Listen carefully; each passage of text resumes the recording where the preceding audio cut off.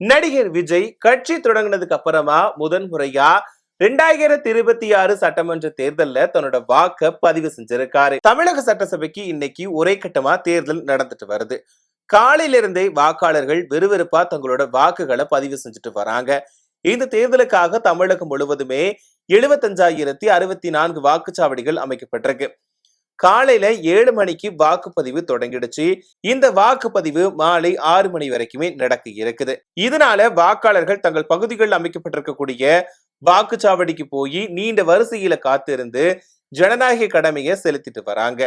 இந்த நிலையில சென்னை சோழிங்கநல்லூர் தொகுதிக்குட்பட்ட நீலாங்கரையில் அமைக்கப்பட்டிருக்கக்கூடிய வாக்குச்சாவடிக்கு போன தமிழக வெற்றி கழக தலைவரும் நடிகருமான விஜய் தன்னோட வாக்க பதிவு பண்ணியிருக்காரு. விஜய் கட்சி தொடங்கினதுக்கு அப்புறமா முதன்முறையா சட்டமன்ற தேர்தல்ல வாக்களிச்சிருக்காரு. வாக்களிச்சுட்டு கைவிரல்ல வைக்கப்பட்ட மைய விஜய் காண்பிச்சாரு. வாக்களிச்சுட்டு வெளியே வந்த விஜய் அங்கிருந்த முதியவர் கிட்ட கலந்துரையாடினாரு. விஜயை பாக்குறதுக்காக வாக்குச்சாவடிக்கு முன்னாடி ஏராளமான ரசிகர்களும் தொண்டர்களும் குவிஞ்சாங்க. இதனால அந்த பகுதியில பரபரப்பு ஏற்பட்டுச்சு.